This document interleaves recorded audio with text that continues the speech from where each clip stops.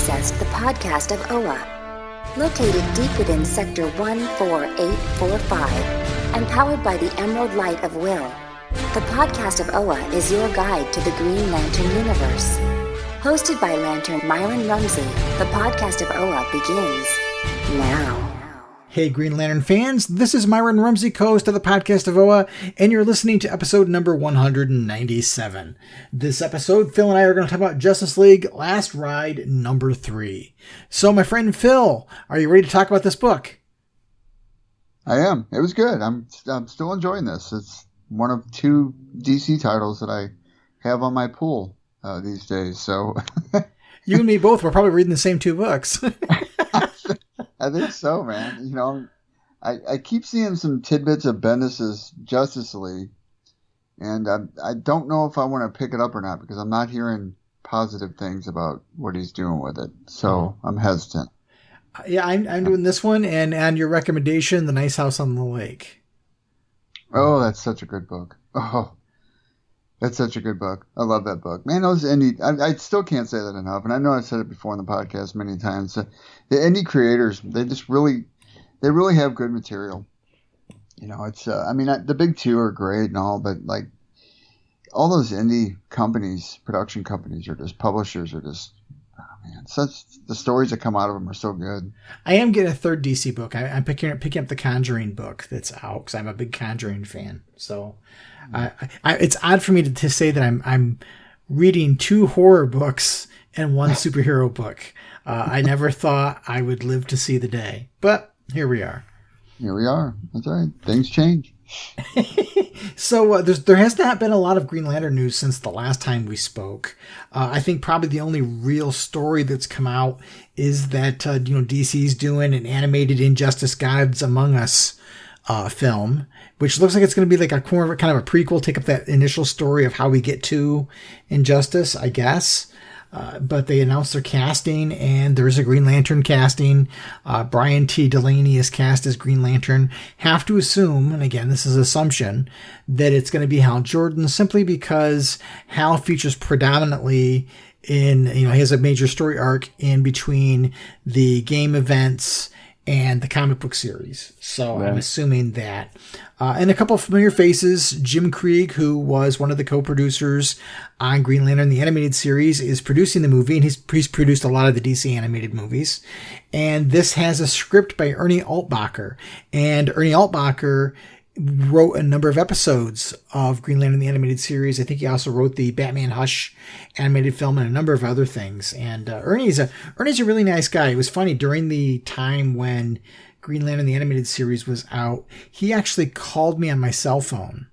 He got my cell phone number and he called me on my cell phone, and we chatted for a while. And just a really great guy. But he was very appreciative of the reviews that we did, both on the podcast and on the blog of OA, because I really kind of did deep dives, as I often do when I write about this stuff.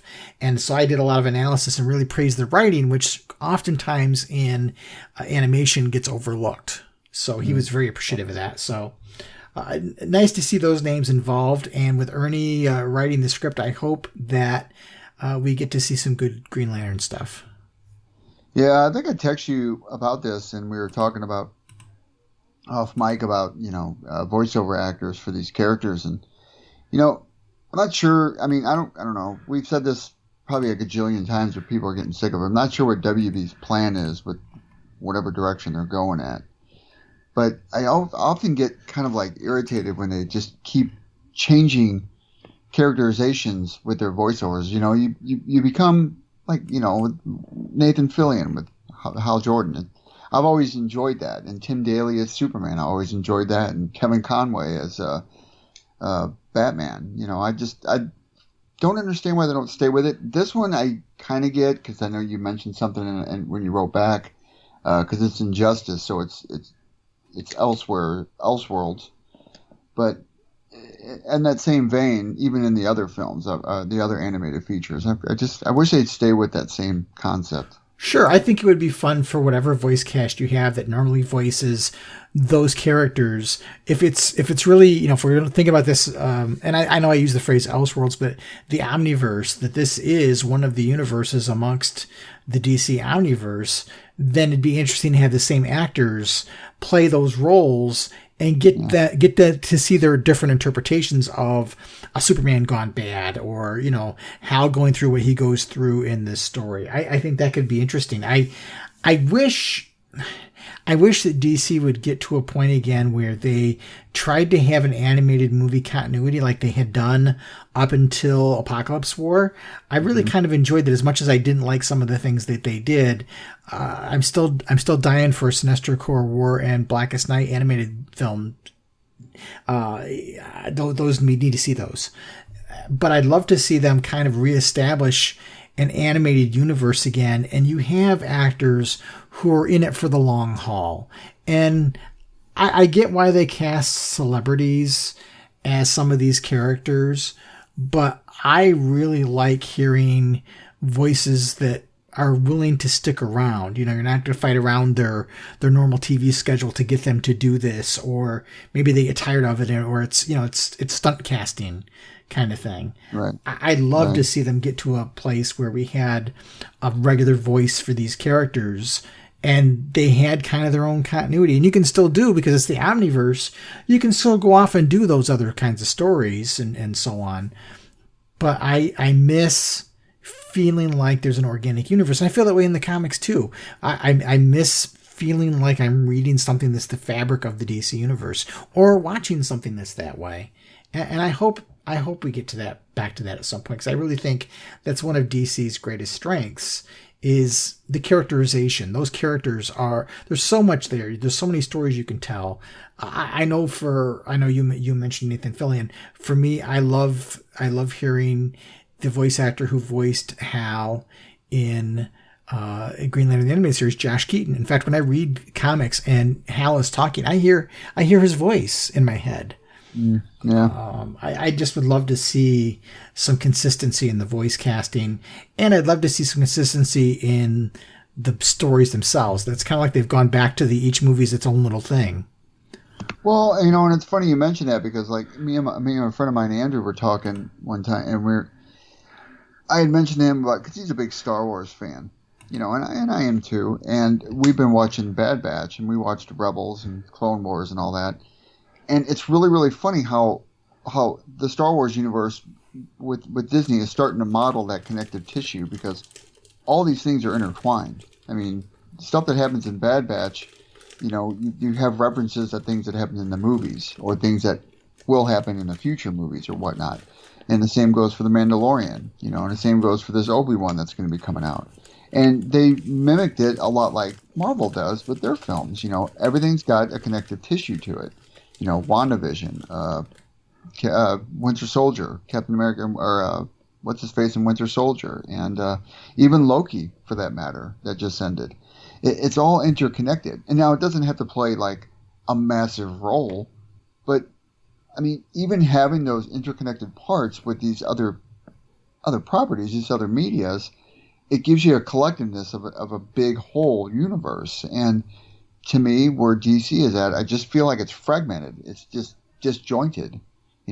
Things are happening in these individual spaces, but it's never intertwines.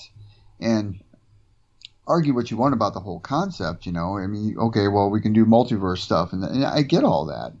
But at the same time, where's your collectiveness of your linear story arc that's been happening for quite some time now, that often gets pushed aside just because things take off in their individual directions. And I don't know, it's wordy, and I mean, that's just my thoughts on the matter. I always enjoyed picking up another book and having something referenced from another book I was reading. I always felt, oh, that's pretty cool how these characters are intertwined in some fashion. Maybe not majorly. And that's why I've always argued with Green Lantern Corps, where to have it doesn't have to be like in the mainstream DCU, but having it connected in some fashion with different relevant plot points from the things that happen in other movies, or it just makes it feel whole.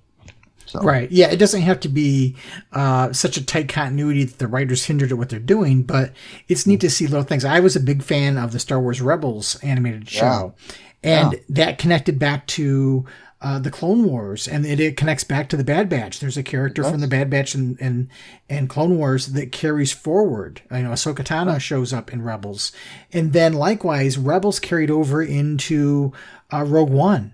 Mm-hmm. So you saw live actions versions of the robot and the ship were in it, and they paged Tara Syndulla, my favorite character from the Rebel show.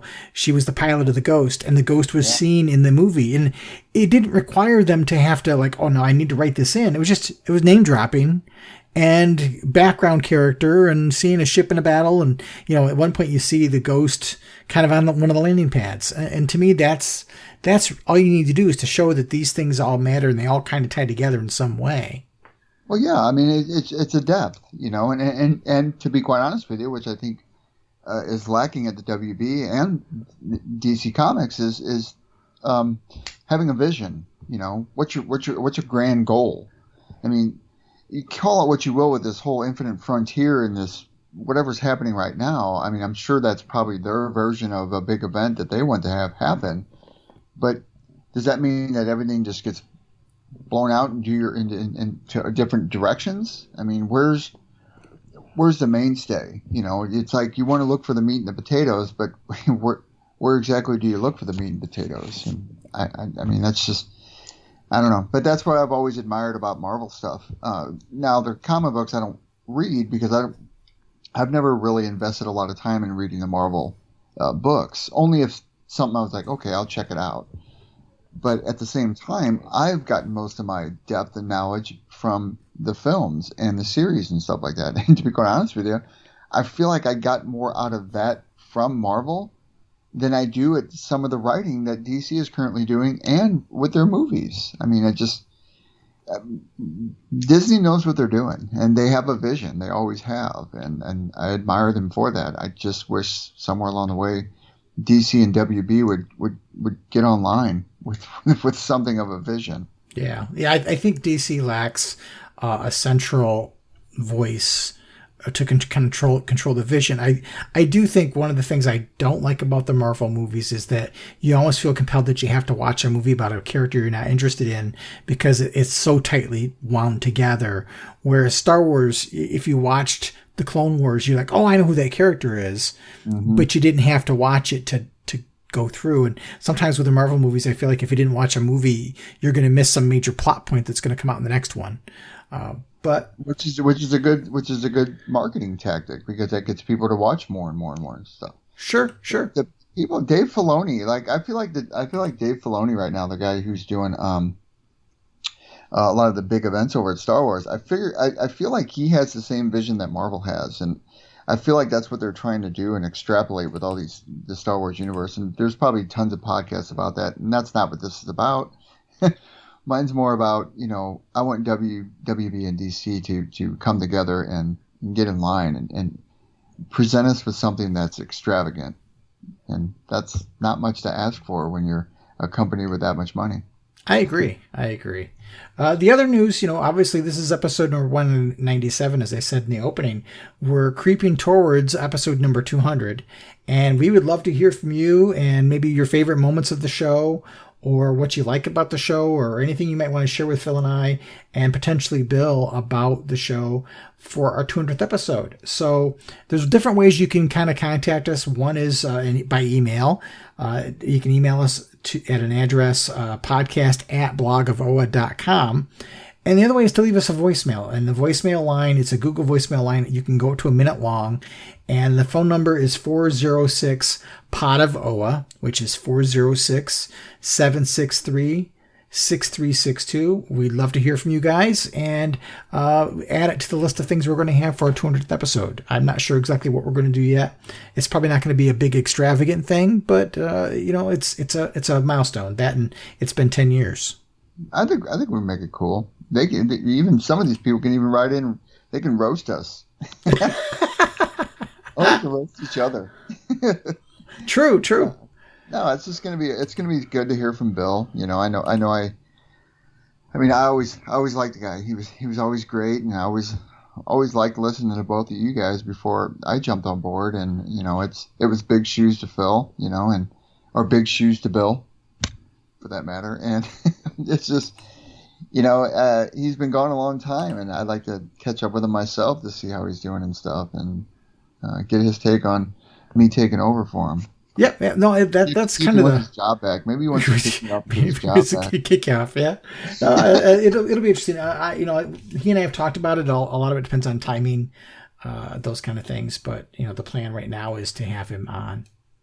But this episode 197, we've got a good comic book to talk about, and some feedback from the listeners, as well as a Know Your Core segment of the Dearly Departed. So let's pause for a few minutes, and Phil, we can learn about one of our fallen lanterns. One thing I do want to add before we jump off for the pause, is that Jeffrey Thorne did post something on Twitter about people making comments about Izamat Cole and Aricia dying off screen, and he said it wasn't off screen; it was in the previous issue. You saw their bodies floating in space. They're dead. So gone. Into the ether that is the comic book universe, which means that any writer or any artist could just go ahead and just lump them in at some point down the line. Yeah, will they explain it or won't they explain it? Who knows? We don't know how this run is going to go down in the annals of history. But all right, my good sir, let's take a quick break and let's find out about a member of the Green Lantern Corps. In brightest day, in blackest night, no evil shall escape my sight.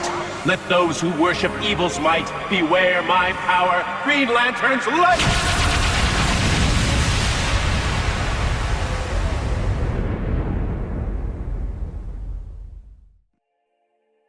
Okay, fellow Owens, and welcome back to another Know Your Core segment. This week, we have another member of the Dearly Departed, a fallen lantern by the name of Vath Sarn. Vath Sarn's first appearance was Green Lantern Corps Recharge number 1, created by Jeff Johns, Dave Gibbons, and Patrick Gleason. He hails from the Space Sector 2682, the home planet Ran. His partner, sadly enough, was Izamat Cole, another fallen lantern. Vath Sarn was a veteran soldier of the Ran-Thanagar War. While in the heat of battle, he encountered a Green Lantern power ring, the powerful weapon assigned to each member of the Green Lantern Corps. The Corps was in the process of recruiting 7,200 new members in an effort to rebuild their ranks following their destruction at the hands of the villain Parallax. The rings allowed their bearers to conjure virtually any object or form of energy limited by the imagination and the willpower of the wearer, and thus the rings, which all include a sentient computer and the means to travel through interstellar space, sought out beings capable of overcoming great fear.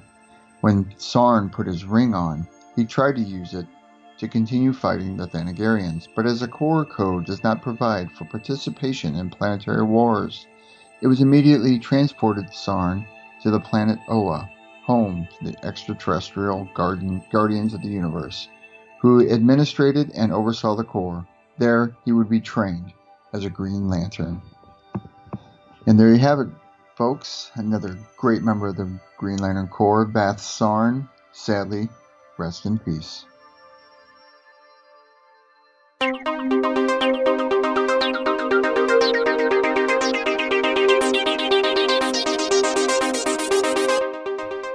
Welcome back, fellow Owens. So this episode, Phil and I are talking about Justice League Last Ride number 3, and this is Chip Zdarsky's story, which we're assuming is another planet in the Omniverse, another version of Earth, but we're not 100% sure of that. But Chip Zdarsky's the writer, Miguel Mendoza is the artist, and before we talk about the contents of the book, I got to talk about the cover, because it's really, in my mind, it's really kind of a cool cover. The cover's by Derek Robertson and Diego Rodriguez, and it's got the Justice League, what's left of the Justice League, sitting around a campfire on Apokolips, and up in the stars, you see 2 stars, which are Darkseid's eyes. So Darkseid is kind of overlooking them. But it's a really neat campfire image, and I think back when this this cover first came out in the solicitations, we didn't know that Hal Jordan was going to be in it, and we thought that might have been Alan Scott sitting there.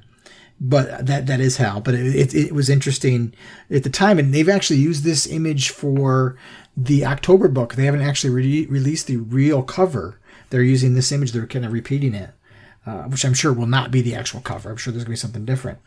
But this issue, I think, slows down a little bit in that I feel like this is kind of a little bit of a pause between the first and second act. What did you think about it? Same thing. I mean, I was excited to read it. Don't get me wrong, but at the same time, after I read it, I was like, oh, that wasn't as fulfilling as I felt like 1 and 2 were.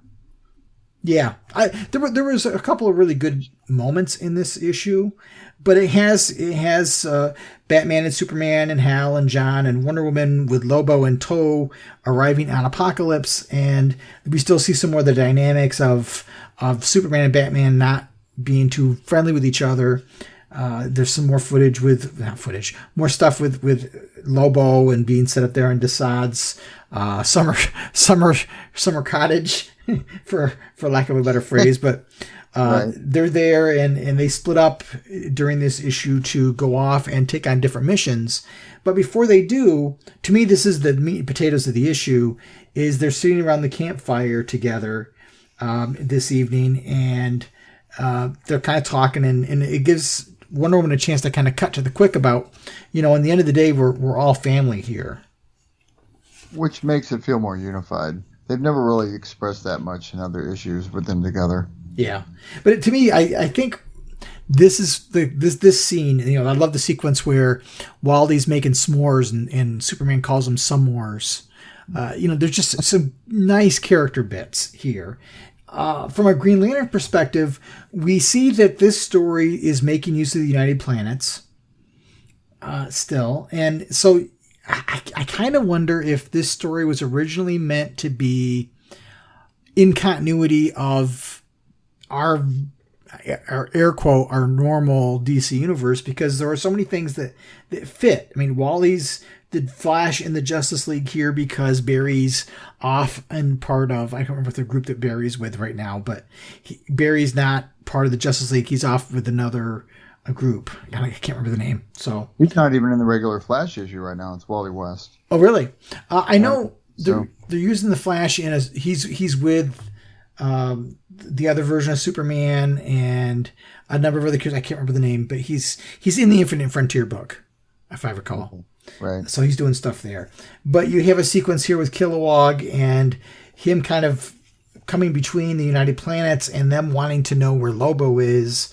And Jessica Cruz is talking about how, things are getting kind of heated here. They really want Lobo. But something that's interesting that's here is they talk about how some of the people that are working for the Green Lanterns in the United Planets are ex-Corps members, which kind of ties into we don't know how the Green Lanterns are working in this universe.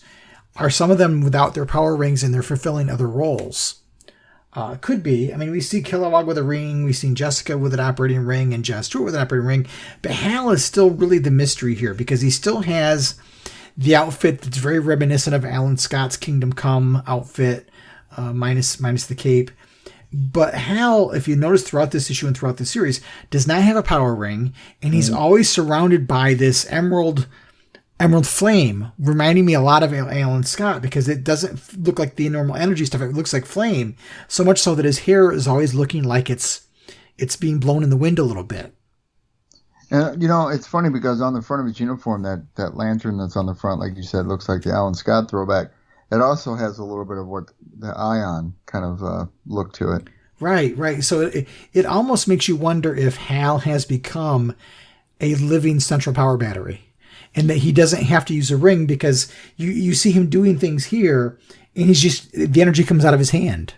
When he's talking to Jessica, he's palm up and Jessica's face shows up. So he has the ring-like abilities, or at least that's how he's choosing to manipulate the energy. But he's not required to use a ring. And like I said, he's on Apokolips. He doesn't need a force field around him, but yet he's still surrounded by the green flame. Well, and also it shows Jessica's ring, and it also shows Kilowog's ring. Yeah, exactly.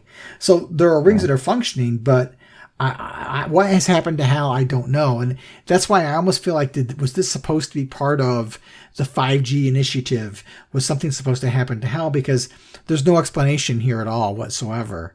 And it's really begging for an explanation, but clearly it's not part of the story. Well, also worth mentioning that in the main Green Lantern book, the quote unquote central battery has been deconstructed. So John Stewart's ring's not working, so he wouldn't be able to have his powers here, nor the same uniform. Right. But it goes back to what we said.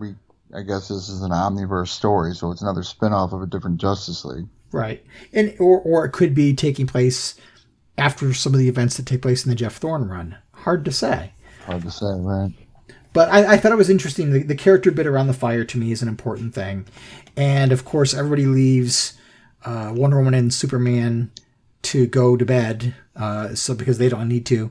And there's this whole thing with Batman, which I thought was a little hokey. The Batman, I don't need to sleep if I don't want to. I only dream when I want myself to dream kind of thing. But his dreams were invaded by Martian Manhunter. Batman's a punk. That's all I'm going to say. Yeah. Sorry. But I will say the artwork's cool in this with Batman. Yeah, Batman does look cool in this. I'll give him that. That's all you can get, folks. There's another cute moment between Hal and Kilowog where Kilowog calls Hal in the morning and says, "Sorry to disrupt your beauty sleep, Hal." And Hal goes, "I couldn't possibly get more beautiful, Kilowog. What's up?" And they find out that forces are on their way to Apocalypse. They're coming for Lobo, which causes them to split up. And so Batman and Hal go off to Darkseid's headquarters, and John and Wonder Woman begrudgingly go off into space because Batman wanted Superman to leave the planet. And Wonder Woman steps in and says, "No, I'm going to do it. You two can't put your crap aside to focus on the greater good. I'm going to step up and do it." And so they go off into space to deal with any ships that might be coming in or anybody coming in to Apocalypse, leaving Wally and Superman to take care of Lobo. Worth noting Hal's sarcasm towards Batman. I think that should be a crucial panel that takes place in this issue where he mocks him for reading his tea leaves. You're reading the tea leaves. I thought it was kind of funny. One thing that kind of happens here, the only thing that I thought was really interesting, I mean, there's this whole thing with Lobo talking to Superman, and basically he's kind of playing head games with Superman here about, you're off your game, your end is coming. And there's really a sense of foreboding here because that leads into a conversation that, first of all, Superman contacts Lois back on Earth, kind of like he's just touching base because he knows something's about to happen. And then there's this narration that goes on between their conversation. But then it flips to Batman and Hal talking about, it's okay if we don't make it. It's okay for the League to die because the next generation is going to be there for us. Which again, that's why I almost feel like this was supposed to be part of the 5G initiative thing. And this could also technically predate what's happening in Frontier, right? It could. Yeah. I can't tell whether it's out of time or if it's out of location. Yeah, because it doesn't really. Yeah, because the writer never really gives us any clues to what exactly universe this is. So you kind of get the feeling it's the same continuity universe. Yeah, it feels like it fits into the main universe, but there's nothing to tell us it is or isn't. Right. That Wonder Woman image at the end is really, really cool. Yeah. The odd thing about this one, there's a panel at the bottom of that final page where Hal and Batman are going into Darkseid's lair there, and Hal just says, "You okay?" And it seemed kind of out of place because there's nothing that I could see in their dialogue beforehand that would cause Hal to say that. So I don't know what's occurred that we don't see. But for Hal to say that to Batman, I thought was a little odd. Yeah, it was because they didn't exchange anything in the previous panel where they're flying in. No. Whatever, float up to the door. Yeah, I mean, they were flying in, and like I said, there was that conversation about Earth is in good hands, and Hal says, "Hey, I never thought I'd see Batman as an optimist." And then Batman says, I'm saying we're not as necessary as we think we are. It's okay for the League to die." And then you're flashing forward a few minutes or so, and they're landed there and they're going in, and then Hal says, "You okay?"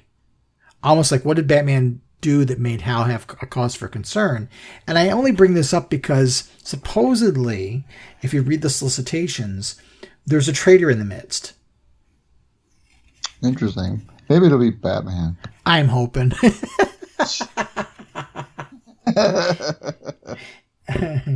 But we'll see. I thought it was a good issue. I don't think it was as good as parts 1 and 2, but I still enjoyed it.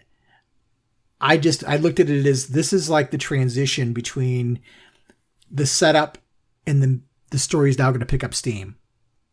So when is issue 4 released? Issue 4 comes out, I want to say the second week of August. Okay, gotcha. Because this was going to be digital first. And it switched from being a digital first to being a traditional paper comic. And I think it's 7 issues, if I recall.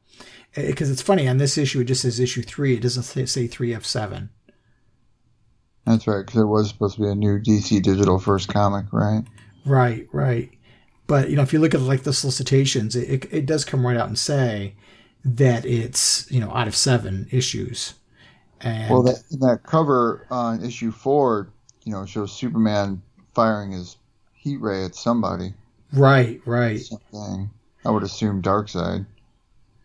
Yeah, I don't know. It's interesting, but I don't know why it doesn't say 3 of 7 on the cover, because it looks like the newer covers are going to. But I think that's just plans might have changed in transition as we go. And the preview part of the last ride number 4, it says something about a story about how we lost John Jones and why Superman holds Batman responsible. Right. Whatever that alludes to. Also worth noting, on that cover of that last ride, number 4, Hal Jordan's on it, but he doesn't have that glow around him, and he has a ring again. Oh, good catch. Yes. I wonder if that's flashback. But, that would be the only thing, unless the writer's a complete moron, which I'm not gonna say Chip Zdarsky. I doubt he would miss something like that. Yeah, I want to say it's a flashback. Yeah, it must be. Cool image though. Well, it's funny because that shows them fighting, Superman and Hal fighting together, and there was a sequence in one of the first or second issue where they were fighting together, and Hal had the traditional outfit on. Okay, yeah. So almost like something happened, like things just feel a little out of time. It's hard to get clear footing on when and where this takes place. As usual, but a strong read though, and a strong story arc. Oh, I agree. I'm really enjoying it. I think a lot of it is just because of the character stuff. Yeah. And that art, I love his artwork in this. Yeah, I agree. I like it. It's been a fun book. For me, I'm looking at these books now, and maybe in a little bit different light because they're so much more expensive. This is a $4 book. So, 3 issues in, I'm $12 into this. Am I enjoying it? Do I feel like I'm getting my money's worth? Yeah, I do. Right. Even though this issue was maybe a little bit slower, I felt like there was a lot of good character beats. So I can excuse the plot not necessarily moving forward a whole lot. This is almost like a pause before all heck breaks loose. Yeah, I just wish it was going to be hashed out longer, because I would read this for a good 12 issues. It'd be a good year. Yeah. And it would hold on its own. I agree. All right, Phil. Well, my power ring is blinking, which tells me that we have some incoming messages from our listeners. Awesome. Let's get it. So let's take a quick pause, and we'll jump right back into it.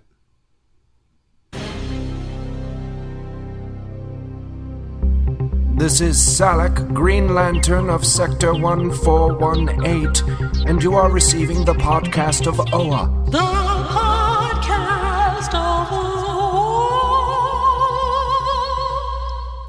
Our first message is from Corey, who has a story to share. Commencing transmission in 3, 2, 1. Hi guys. I went to a couple of comic shops with a buddy of mine. He asked me what I was looking for, and I told him just a few Green Lantern annuals, nothing crazy. He asked me about my GL collection and asked me if I had any Silver Age stuff. I don't, and he casually asked if I wanted to see his. I asked what he has. His answer, Showcase 22, Green Lantern #1, along with a bunch of other early GL books. He's a big comic fan, mostly Marvel, and I knew that he had some key issues throughout comic history, but I've never seen his collection. Sure enough, he let me see his collection, and I actually got to see and hold those issues. I've read those stories through reprints and collected editions, but I've never seen the actual books. The euphoria of holding those books hasn't worn off yet. Keep up the great work as always and keep your power rings charged. Hey Corey, thanks for reaching out and sharing with us that story. That's really, really cool. I love it when we get a chance to touch pieces of history like that. I have a Showcase 22 myself. I don't have a Green Lantern #1, but I have Showcase 22 and 23 and some of the early issues of the Silver Age run. And, people are like, well, why don't you get that, CGC'd? But there's something about taking that book out and holding it in your hands and realizing that back in 1959 and 1960, some kid held this exact same issue, and thinking about the excitement they must have had when they got to read this for the very first time, and they're discovering Green Lantern, which never existed other than the Alan Scott era, which they may never have even heard of at that point, because remember, there was a 10-year gap between when Alan Scott and all those guys in the Golden Age stopped being published and now. So there may have been quite a few people, I imagine most people, didn't know who those characters were. So they're being exposed to this world and these concepts for the very first time. And that's really, really cool. And like you, I've got this stuff in reprints a number of times over, but there's something about holding those original issues. It's funny. Jimmy Palmiotti today on Twitter was talking about what books do you have that you never get rid of? And I posted a picture of my Showcase 22, because for me, I didn't own Showcase 22 until 2004. And we've talked about in the past how Green Lantern has been important to me as an individual in dealing with my birth defect. And that my love of comics came from my mom, not because she read comics, but because she thoroughly supported me in my love of comics as a young person and got me comics. And a lot of times they were books without covers that she could get in multiple issues in a poly bag for 50 cents because we were pretty poor growing up. But she always indulged me in my love of comics, and both her and Hal Jordan, they saved my life several times over. I'll just put it to you that way. And so when she passed away in 2004, I kind of made it my mission to buy a copy of Showcase 22 as a tribute to my mom and how much she meant to me and how much her love of comics was important to me. And I couldn't buy the greatest copy of it. It's a tattered old copy, but it's mine.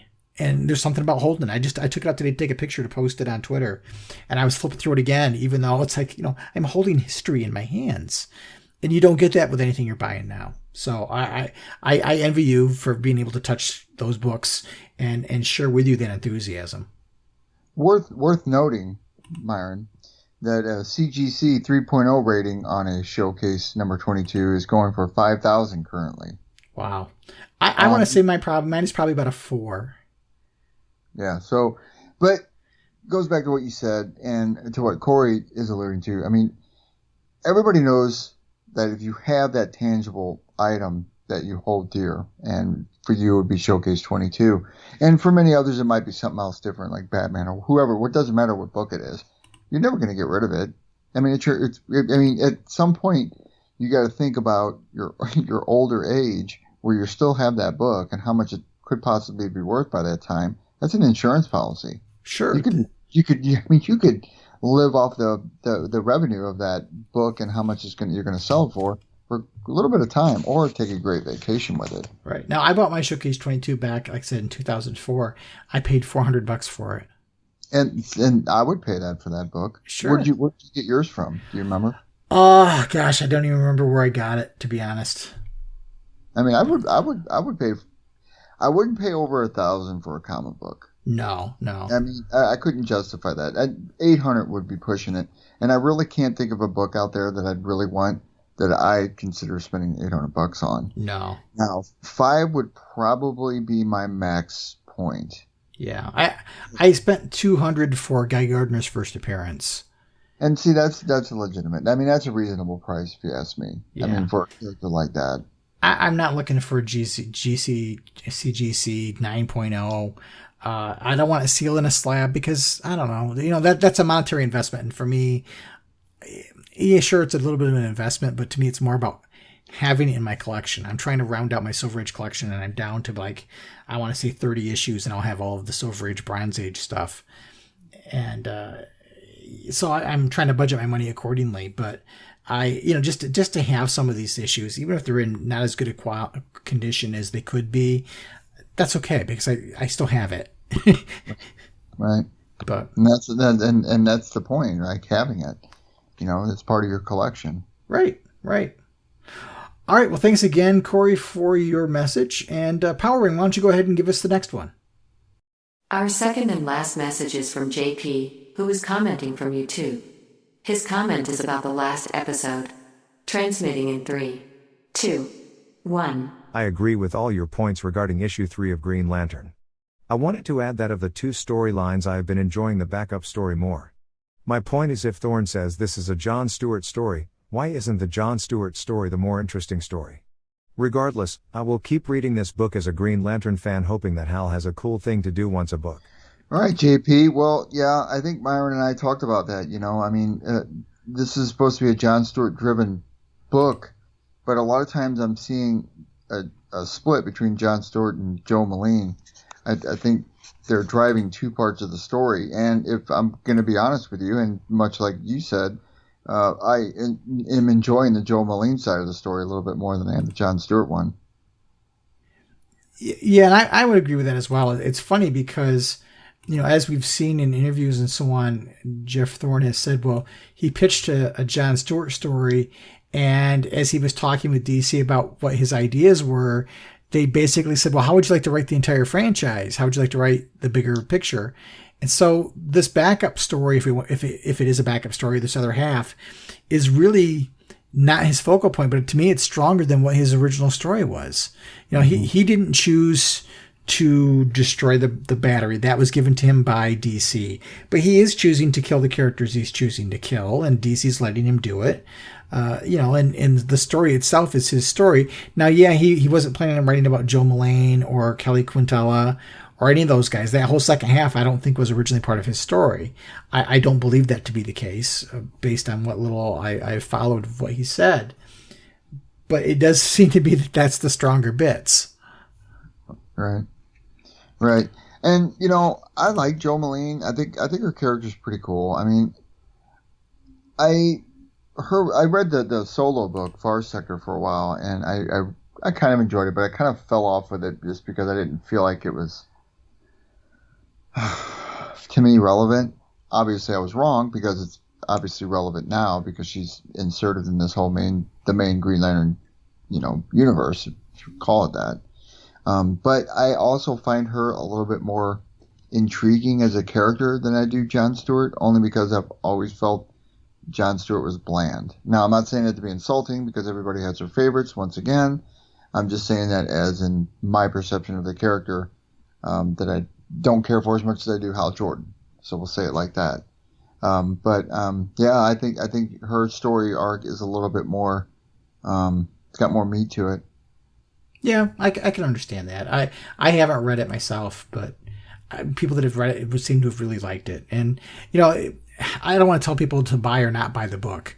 But for me, I'm a completionist, and I know someday I'm going to want to have this run, but I don't want to send DC the message that I approve of what's being done with the book and with the mythology. So I don't want to give them my money, because to me, at least from my perspective, handing them my money is voting that I like it and I want to see more of this. And I don't. So I'm not going to give them my money, and I'll go without, and I'll buy it. I cracked a joke when this series was announced, and some of the brouhaha came out about what was going on with it. I said, no dollar bin shall escape its sight, and I truly do believe that.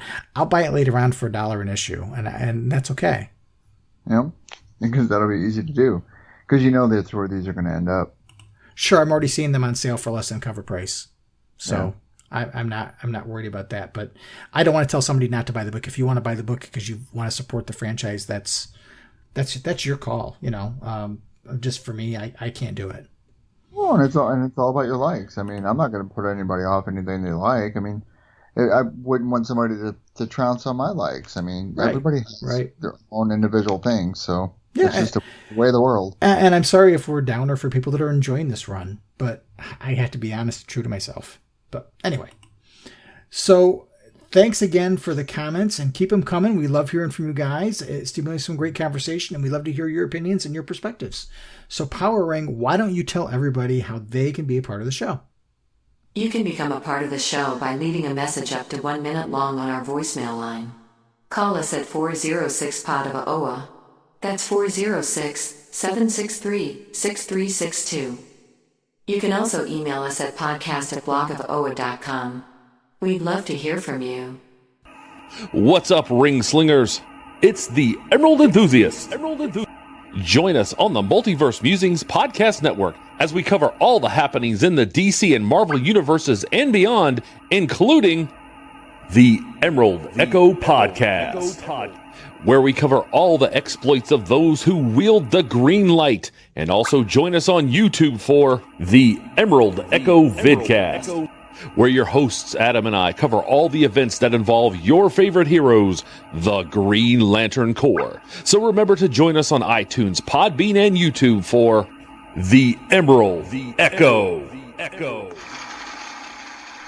Fellow Owens, that was episode 197 of the Podcast of OA.